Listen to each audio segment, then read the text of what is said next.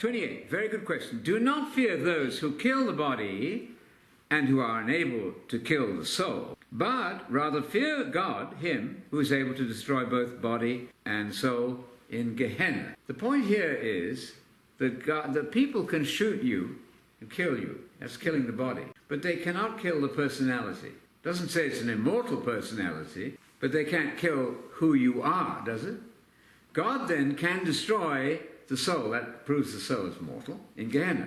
So we know the soul is mortal. When we say that we have life, or have nephesh, that's certainly true.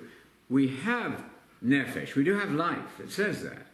But we don't have an immortal soul. We don't have an immortal nephesh, because the nephesh can die. So the soul here must be the personality that cannot be destroyed by a gun. But it's still mortal, because God can still destroy it, right? The soul. This must be the sense of nephesh here. They cannot destroy who you are. God has a perfect memory of who you are, and he can resurrect you. So what you have to add to this verse is the reasons that God can resurrect both body and soul. Some people said, well, how do you know that when Abraham is seen in the kingdom, how do you know it's the same Abraham who died? To me, that's just a pointless question. I believe it because that's what it says. When you see Abraham, it's not a fake Abraham and Isaac and Jacob and yourselves being kicked out of the kingdom. I don't have any doubt with that. But then my faith in Scripture is naive. Much of scholarship, so-called, argues about, well, did Jesus even say this? We don't know that. This is the approach of many PhDs. They say, how do we know that Jesus said any of this? How do we know the church didn't put the words that they made up back onto the lips of Jesus? That's a hopeless task for me. Jesus was not abandoned to the area of Hades. He wasn't abandoned. He was there for 3 days. And then God brought him back from that. That's resurrection. I'm glad we came to this because people say, rightly, we don't have a soul, if you mean immortal soul, but we do have life. We have nephesh, we have activity in life, all of that. That's perfectly true. The text to use with your children is, of course, Ecclesiastes 9, 5 and 10. That says it beautifully. Ecclesiastes 9, 5 and 10 says simply, the dead know nothing at all. Goes on to say there's no activity praising God, nothing going on at all. In Sheol, Hades is the Greek, Hades, the modern Greek pronunciation, Sheol, which is the Hebrew. That's where nothing happens. Hence, sleep is the right metaphor, isn't it? There's no dreaming in Sheol. And when you come out of that grave, you'll skip around like calves. Can you imagine that? I've never seen a calf skip around, but I'm sure it's exciting. That's resurrection. There's also the one in the Psalms, isn't there? That you will not allow your Holy One, the Messiah, see corruption. So Jesus went to the grave. He was dead from Friday evening until Sunday morning, exactly 3 days.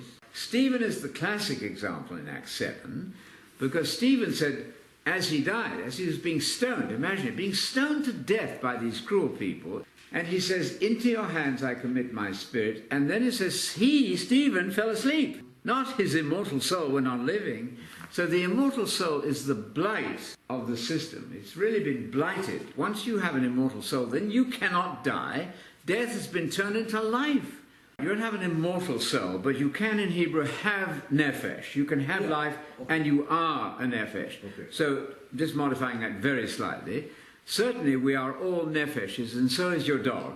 It's an animated, breathing person, animal or human. Has nephesh, has life, but is not an immortal soul. I think you have to throw that in there. And then the word spirit, of course. The spirit of man is the attitude of man. Well, it's not just the breath. It's more than just the breath. It's also the whole personality, I would say. The spirit of Elijah is not just the breath of Elijah.